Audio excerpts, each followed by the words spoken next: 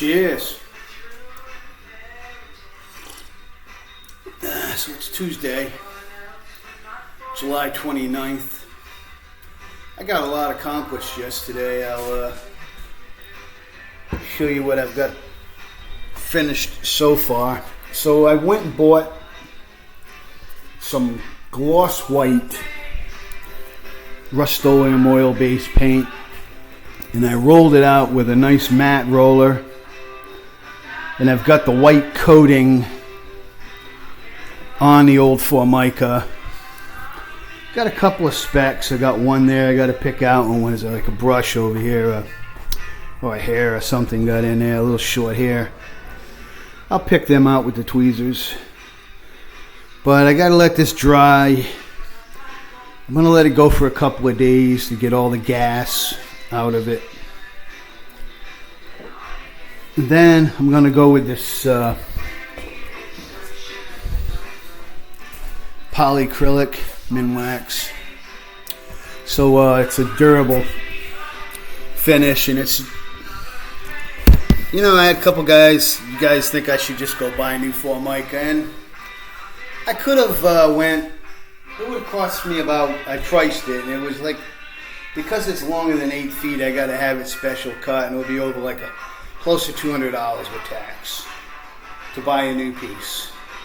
Whereas I spent $7 for paint and $12 for clear. So, and I'm getting the same products, because all it is that it's composite board.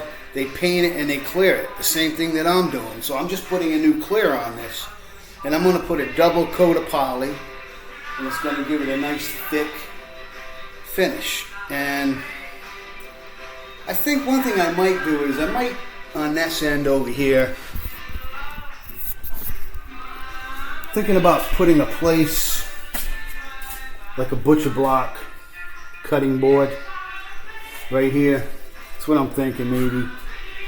But I don't know how it got scratched, but I'm just trying to come up maybe with some ideas to keep it from getting scratched up.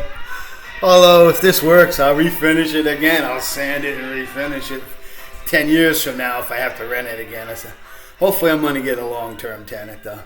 Let's take a walk outside to show you what I got done out there.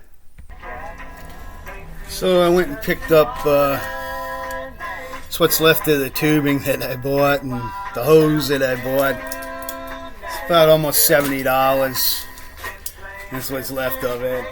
Put that on the wall, be whatever I need it for.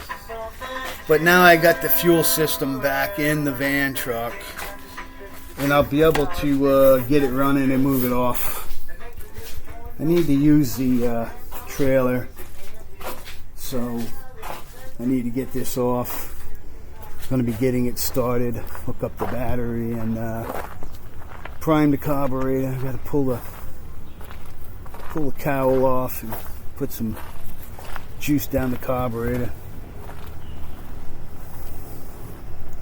Going to be getting this shed moved. That's kind of my plan now.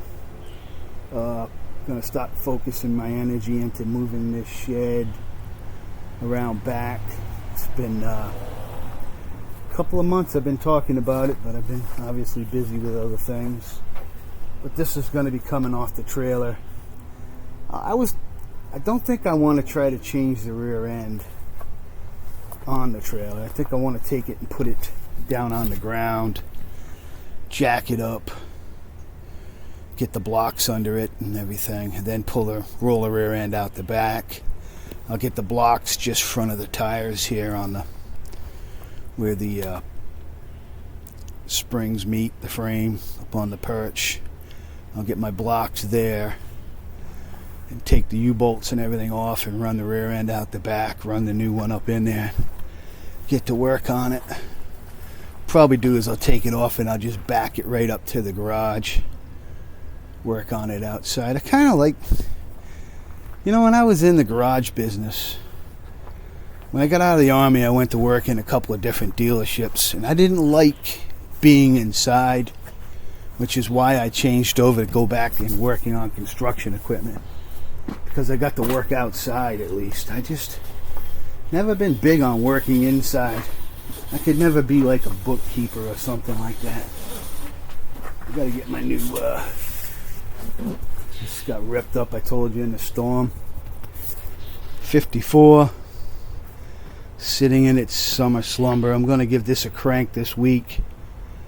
Get it started, drive it around, just get the rust off the rotors and everything. Because if you let it sit for more than a few months in this area, your rotors start rusting pretty bad. So I take it and I drive it around the block and put it back for next winter. Keep the oils in the rear end and the transmission, get the moisture out of it. You know how it works. Give it a little run once in a while, just to keep it in working order. They're rebuilding the house across the street that burnt. Been having a lot of construction crews over there. Boy, they gutted the place right out, front to rear.